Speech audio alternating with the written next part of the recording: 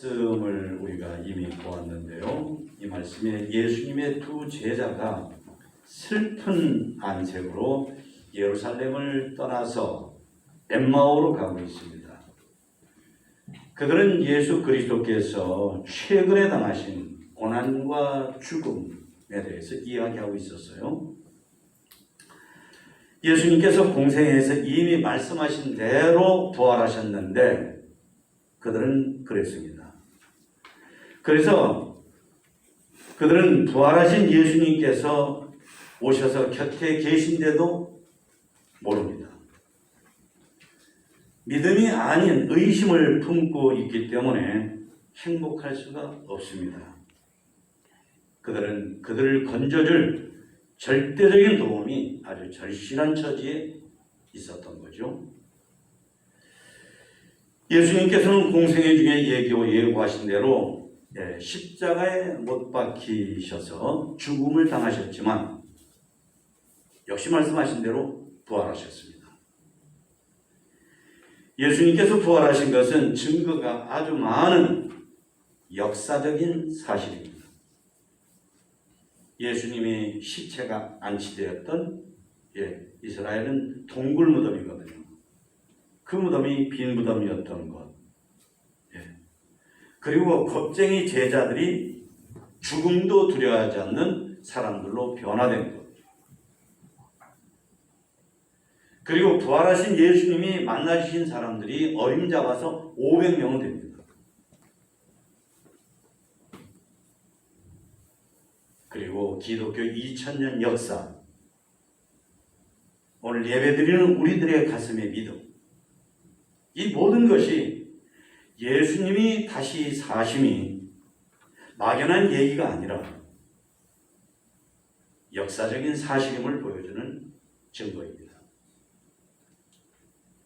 그리고 오늘 이 본문 말씀이 바로 그 역사적인 현장을 보여주는 그런 말씀으로 되어 있습니다. 엠마오로 가는 두 제자 곁으로 예수님께서 오셨습니다. 부활하셨기 때문입니다. 만약에 부활하지 않으셨으면 오실 수 없죠. 뭔가 보였다고 하면 그건 헛개비죠. 죽음과 죄와 사망과 사탄의 권세를 깨뜨리시는 권능의 예수님이십니다. 세상에 어떤 신도 인간 때문에 죽은 신이 없고요. 그리고 다시 사신 신도 없습니다. 인도의 성자로 불리우는 썬다싱이라고 하는 분은 자기가 지난날에 믿었던 과거의 종교를 버리고 예수님을 믿게 된 것이 예수님의 부활하심 때문이었다 라고 고백을 합니다. 복음은 다시 사신 예수님께서 엠마오로 가는 제자들에게 오신 것처럼 우리의 인생길에도 찾아오시는 것이 복음입니다. 최고의 복음이죠. 믿음 없는 사람이야 세상 것, 자기가 좋아하는 것, 생각했던 것보다도 큰 것을 얻으면 그게 복음, 좋은 소식, 기쁜 일이다. 하지만 믿음을 가지고 사는 사람들한테는 엠마오로 가는 두 제자에게 예수님께서 오신 것처럼 내 인생길에서도 나에게 찾아오시는 것이 최고의 복음이죠.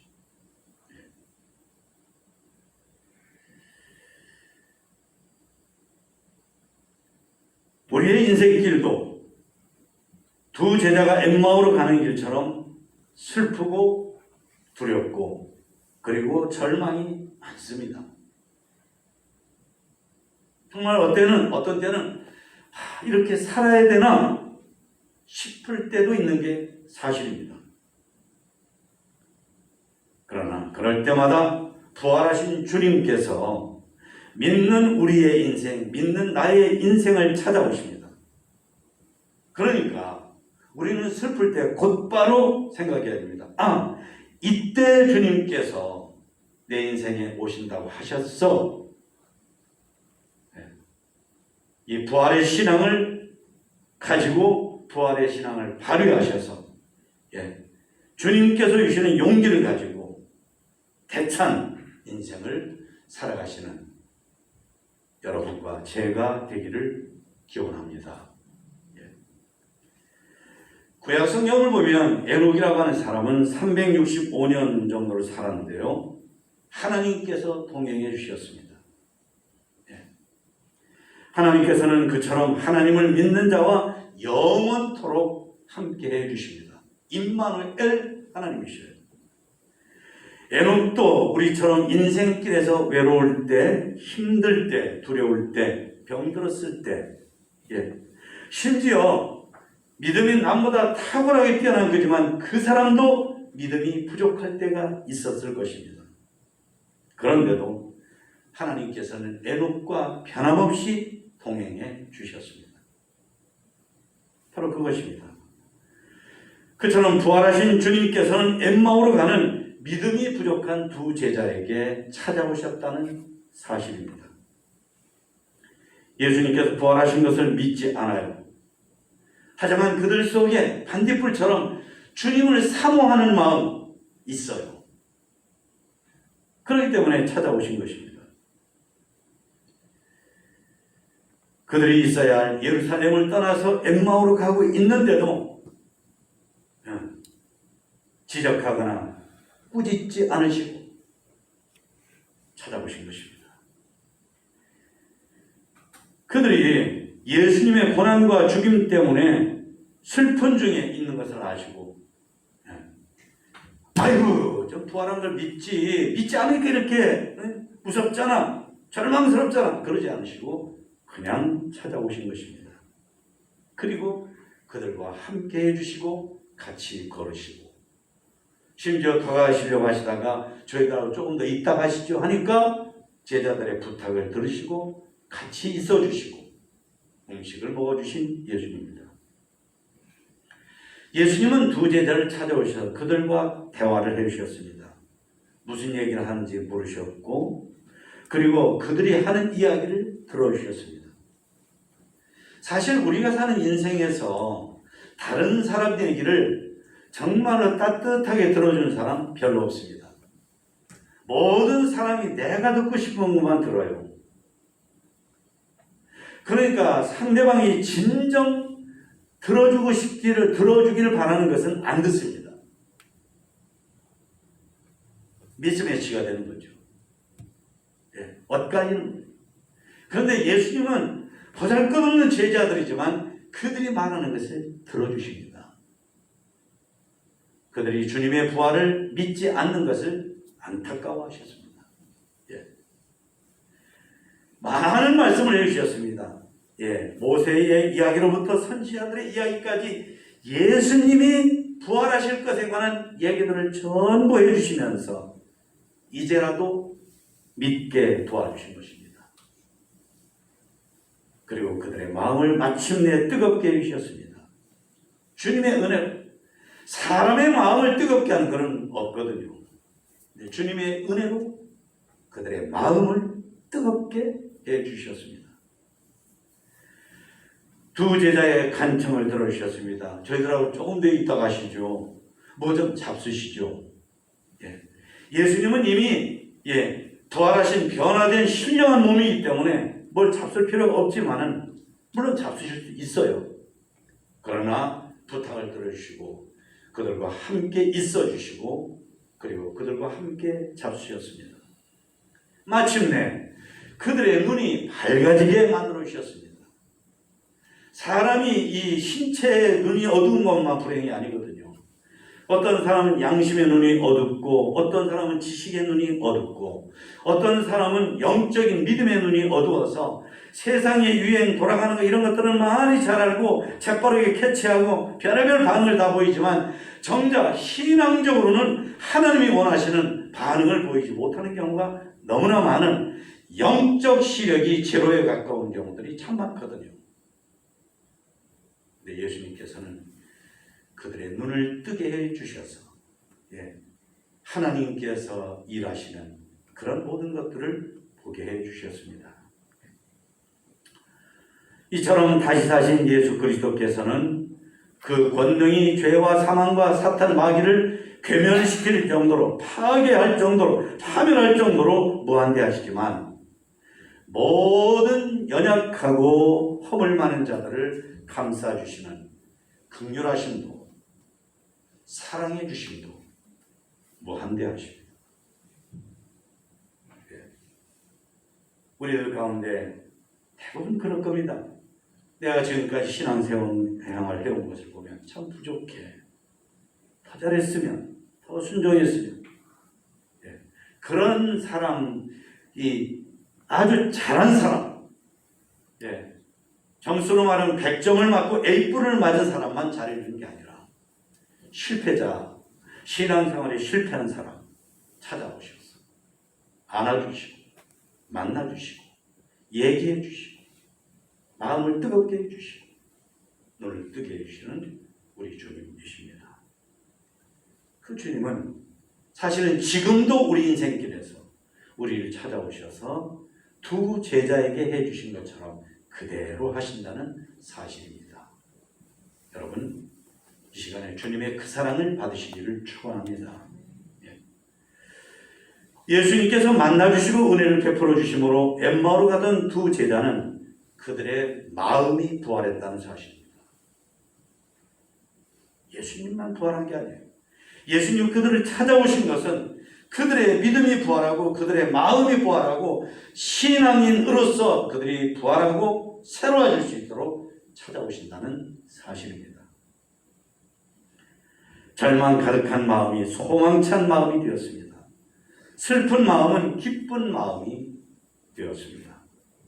두려운 마음은 용기와 담대한 마음이 되었습니다. 어찌할 바를 모르던 발길은 부활을 알리려고 부지런히 달려가는 발길이 되었습니다. 뚜렷한 이유가 없이 가던 엠마오 행은 이제 주님 다시 사신 것을 알려주는 예루살렘 행이 되었다 하는 것입니다. 두 제자를 그렇게 만들어주신 부활의 주님은 우리의 인생길에서도 여전히 우리에게 다가오셔서 우리도 그처럼 만들어주시기를 원하시고 우리를 그처럼 만들어주시고 그러신다는 영적 사실입니다. 우리의 절망 가득한 마음이 소망찬 마음이 되게 해 주십니다. 슬픈 마음은 기쁜 마음이 되게 해 주십니다. 두려운 마음은 용기와 담대한 마음이 되게 해 주십니다. 어찌할 바를 모르는 발길은 이제는 부활을 알리려고 주님을 모르는 사람들에게 힘차게 분명하게 달려가는 우리들의 발걸음이 되게 해 주십니다. 뚜렷한 목적이 없이 부처처럼 그 무엇인가를 향해 가고 있었지만 이제는 주님 다시 사신 것을 전해주는 그런 발걸음이 되게 해주셨습니다. 이제까지는 내가 사는 인생, 당연히 내 인생으로이고 내 인생의 주 노릇을 내가 했지만 이제는 아니고 나에게 부활의 소망과 부활의 생명과 나를 따뜻하게 안아주신 주님을 위해서 주님의 그 부활의 생명을 전하는 자로 살게 해주시는 우리 주님이신 줄로 믿습니다. 내 인생의 주도권을 주님께 맡기는 사람이 되게 해주신다는 사실입니다. 작년 연말인가 세계적인 골프를 가르치는 선생님이 자기의 딸은 5살 때부터 골프를 쳤는데 골프 천재 중에 천재라. 근데 어느 날 아빠 나 골프 안 할래. 내가 지금까지 아빠를 위해서 골프를 쳤지 나 자신을 위해 쳤나? 난 별로 하고 싶지 않아. 그러더라는 것입니다. 하늘이 무너지는 게 그런 것 아닌가 싶었다는 거예요. 그래서 이분이 참 좋은 분이에요. 정말 훌륭한 신앙이에요. 우리가 본받을 그 문제를 놓고 하나님 앞에 다 기도드리고 하나님 제 딸이 하기 싫다면 저도 아주 기쁜 마음으로 하지 말라고 하겠습니다. 대단하죠. 정말 대단합니다. 미국의 주니어 골프 대회에 나가서 5번을 상을 우승을 했고 미국의 주니어 국가대표를 4번이나 한 딸입니다. 그런데도 우리 딸이 싫다고 하면 기꺼이 하지 말라고 하겠습니다. 그리고 한국의 어느 교회에 와서 부활신앙을 분명하게 갖게 되면서 그렇게 된 거예요. 부활은 역사적인 사실입니다. 부활을 믿어야 됩니다. 부활을 믿는다는 건 우리 삶의 주도권을, 우리 삶의 결정권을 내가 조그마한 거 하나 생각하는 까지도 내가 결정하고 내 마음대로 내 멋대로 내 의사대로가 아니라 부활하신 주님, 나에게 영원한 생명을 주신 주님께 다 맡기는 겁니다. 내 삶의 주도권을, 내 삶의 결정권을, 내 삶의 선택권을 주님께 다 맡기는 거예요. 참 정말 본받고 싶은 그런 분이었습니다. 여기 제자들에게 주님께서 그것을 해주셨고 제자들이 그렇게 되었다는 거죠. 하나님께서는 사람을 보실 때 믿음을 보십니다. 지식 아닙니다. 외모 아닙니다. 소유 아닙니다. 예체능 아닙니다. 경험 아니고요. 경력 아닙니다. 그 사람 성품 그것도 아니에요. 사람 착하지만 믿음은 아주 엉터리인 사람도 많거든요. 하나님의 계신 것, 사랑, 능력, 신실하심, 얼마나 보는지, 얼마나 믿는지 그걸 보십니다. 특별히 당신이 인류를 구원하시고 보내신 당신의 아드님이 다시 사신 것을 얼마나 믿는가를 보십니다. 그래서 예수님께서는 죽은 지 나흘이 되는 나사로의 집에 가셨어도 그의 누이들에게 그랬습니다. 내가 죽은 자를 살리는 거 믿느냐라고 물으셨어요. 오늘 여기 본문에도 제자들이 주님 부활하신 것을 믿지 않는 걸 안타깝게 여기셨어요. 의심쟁이 도마가 믿지 않는 걸 보니까 자, 너 그렇게 안 믿을래? 자, 내 손 구멍 뚫린 거 봐. 옆구리 상 찔린 거 봐. 그리고 믿어. 그런데 믿지 않고 믿는 사람이, 보지 않고 믿는 사람이 보고 믿는 사람보다 훨씬 더 복되단다. 그렇습니다. 부활하신 주님께서는 우리가 믿기를 원하시는 줄 여러분 믿으시기를 축원합니다. 다른 사람이 누가 뭐라 해도 나는 내 주님께서 사망 권세, 죄악의 권세, 사탄의 권세 깨뜨리고 부활하신 것을 나는 믿습니다.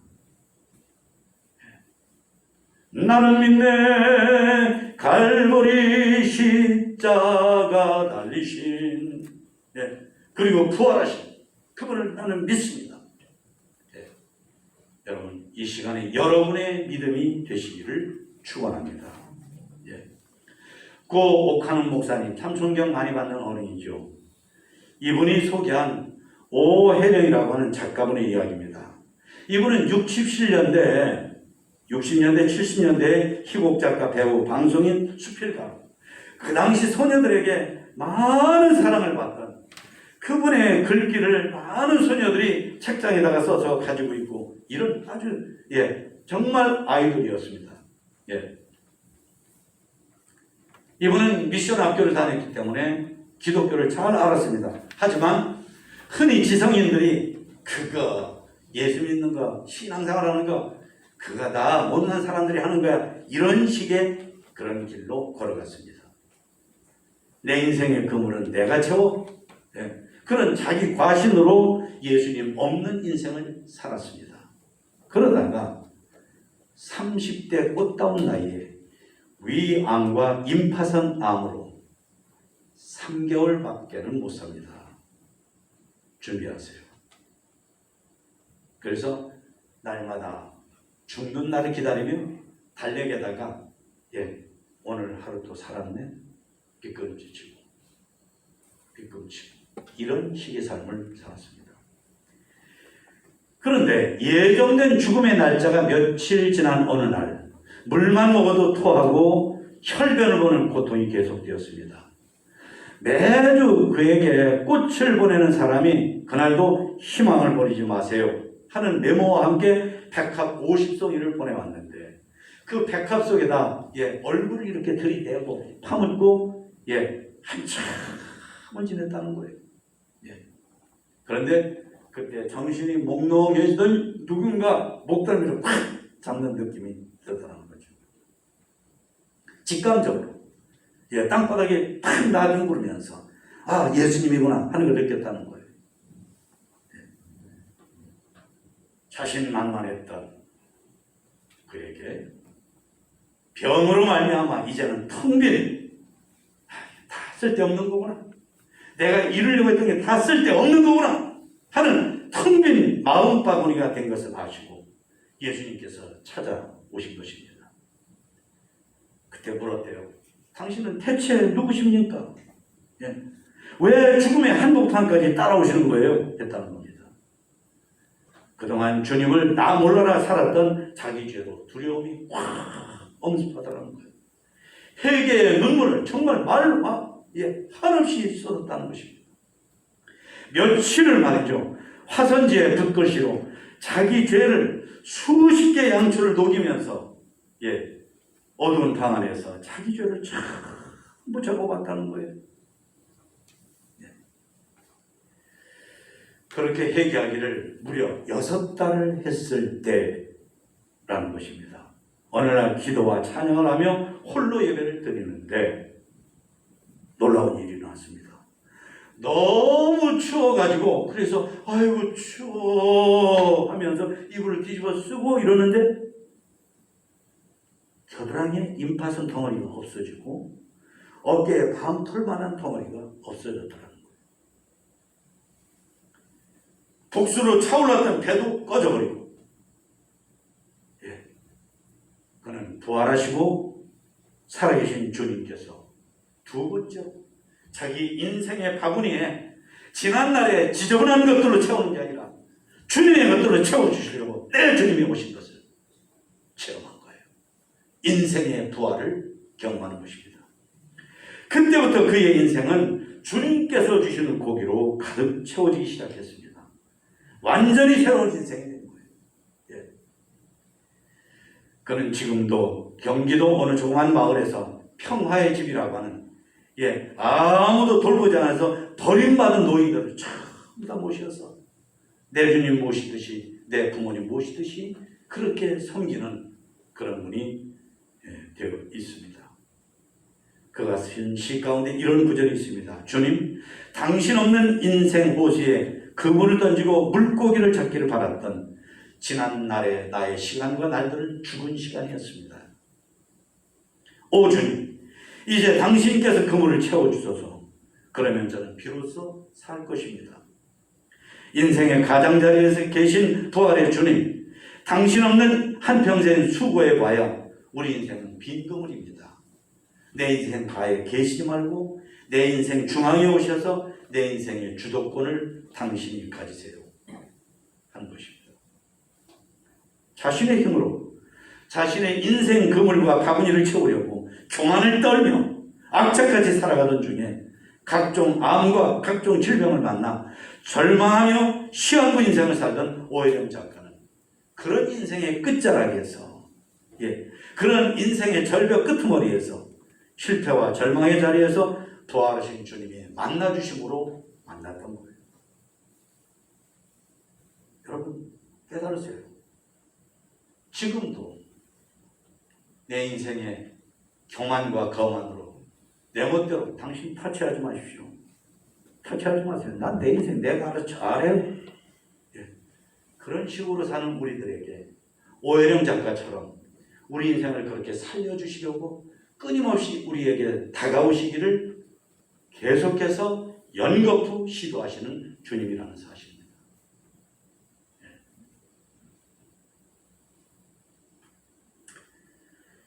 부활하신 주님은 실패와 죽음과 절망의 오해령 작가를 치유하여 주시고 회복하여 주시고 살려주셨습니다.